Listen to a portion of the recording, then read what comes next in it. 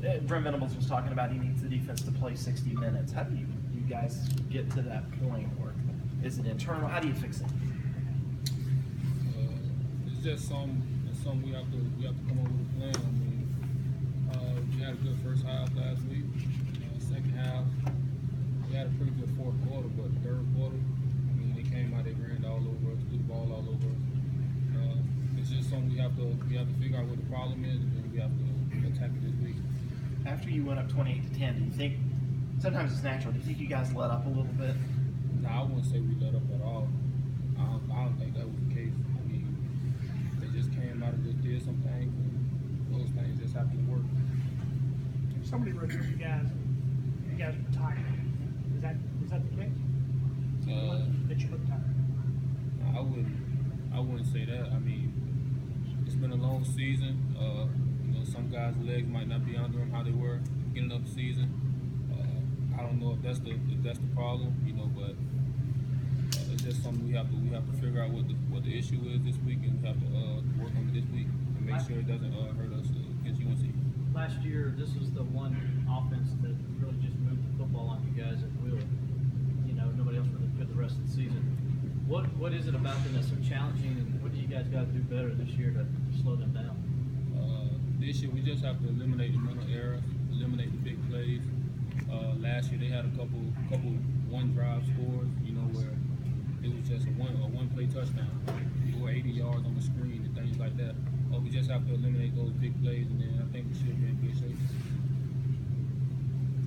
Is it kind of struggling to tell how to continue to get better as the season has progressed, or do you think you have? I don't know. It's frustrating. I mean, we came in playing some good football, started the season, and these last couple weeks, things haven't been going. You know how we playing, things haven't been going indicative of the way we practice. So, I mean, it has been frustrating, but I think we'll definitely attack that this week, and we'll be better next week. Dabo talked about how challenging it is playing 10 weeks in a row. You know, how hard is that when you don't have that rest week at some point there? It's very hard. Me and Deshaun was actually just talking about that earlier today. We had our bye week pretty early, and it's been all football from there. You know, no break. I mean, it takes a toll on the guys. It takes a toll on the guys' legs and things like that. But I mean, it's football. Ultimately, we have to just do good at that. We have to take care of our body throughout the week, and we should be good. When one or two guys miss an assignment, is that not preparing? Is it not focused? Is it just the offense making a play, or is it a lot of different things? I mean, you can't really pinpoint one thing. There's a lot of things that take into account when something happens on the play. You know, if a guy misses a fit, you don't know if he's not focused. You don't know what it is. I mean, there's a lot of things to take into account when something like that happens. Is Marquise similar to Deshaun, or is he totally different kind of player? I would say they're pretty similar quarterbacks. You know, they can both throw the ball pretty good, and they can beat you on the ground. So I say they're pretty similar. You know, they're game managers. You know, they're big play guys for their team on the offensive side of the ball. So I'll say they're pretty similar in their game. Is Marquise tough to bring out? Is he like Brissett in that regard? I don't know. I never had a chance to tackle him. Had a chance to tackle Brissett. He's pretty tough, but you know, from watching Marquise Williams, I see he's pretty tough to get down. But I don't know from a personal standpoint. You haven't gone up against a lot of, I guess, really good quarterbacks this year. A lot of backups, a lot of even third-string freshmen. I think, is Williams by far the best guy you think you'll see this year?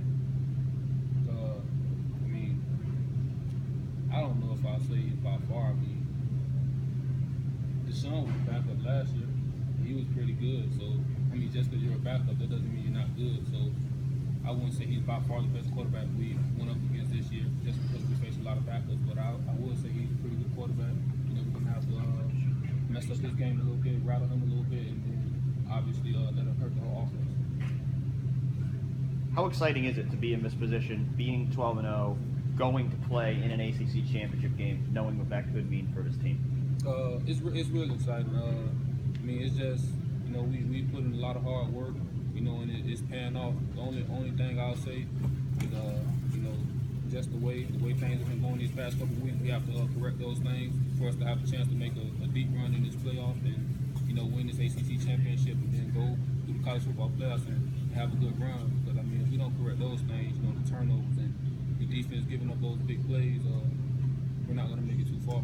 Y'all have the approach that the playoffs essentially start Saturday. This is a quarterfinal game, and the next one's a semifinal and a final. Do the playoffs start Saturday?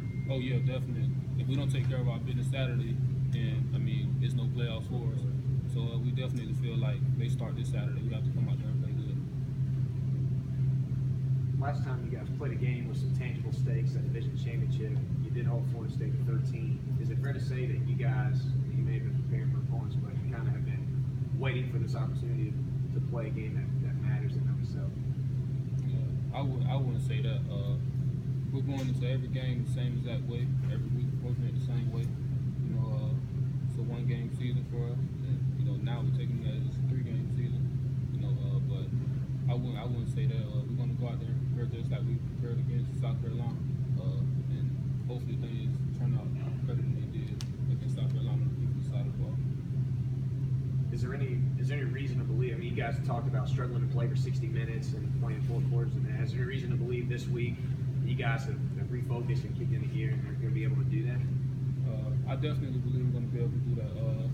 It's just like I said. It's been a long season for us. It's been a 10-game stretch. We just have to make sure guys are taking care of their bodies. Make sure everybody's on the same page. Going through practice. Just make sure our legs are back under us. And just focus on UNC, and then I definitely believe that we'll play 60-minute game. One of your goals every season is to win the ACC championship. This would be your first. Do you feel like that kind of gets lost in the shuffle, given the fact that you have so much more riding on this game and potential national title? I think it does. I think it does a little. Winning the ACC championship is big, but just the other things that we have in front of us kind of pushes the ACC championship to the side. Where it's almost just like a milestone. But winning the ACC championship is very big. I never won one since I've been here, so it's going to be pretty big for the team and for me personally. Everybody talks about Marquise Williams and those wide receivers, but it seems to me their best player on the team is Elijah Wood, the running back. Can you talk about the difficulty of trying to stop him and how explosive he is? He's definitely a good back. He's definitely a good back. If we can eliminate him, I think that makes our game plan a bit easier. We can make them one dimension, make them go through the air to try to beat us.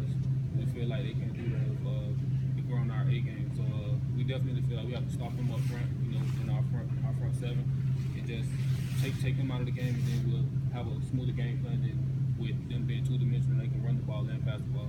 Then they become a dangerous team. So it seems to me like he gets lost a lot too. Like he just gets behind him. He's real low center of gravity. How difficult is that, just for you in the secondary, to try to find where that guy is, just in case he pops out? That's always difficult when you got a guy like that. You can be in a pile, you can be running up, and you lose him in the pile, and you relax a little bit thinking he's down, and then he shoots out. And once you relax and once he gets out, if you don't have anybody in the secondary to get in his way, it's going to be a touchdown. How much thought have you given to your future beyond this season? I give a little to it. Trying to focus on this team right now, and accomplishing everything that we can accomplish this year. And whenever that point comes, then I'll think about that, talk about that with my family, and move forward from there. ECC championship is probably one of the hottest tickets right now. Do you have everyone hitting you up right now for tickets? Not really. I just I'm keeping it low. I told everybody my parents is coming up, so I don't have any tickets for nobody. My parents are gonna be up here, so don't bother me about any tickets. I know you guys try to kind of keep insulated from the outside and the growing hype, but how aware are you of the excitement surrounding this program? It's been exciting throughout the whole season. But right now, it's even crazier.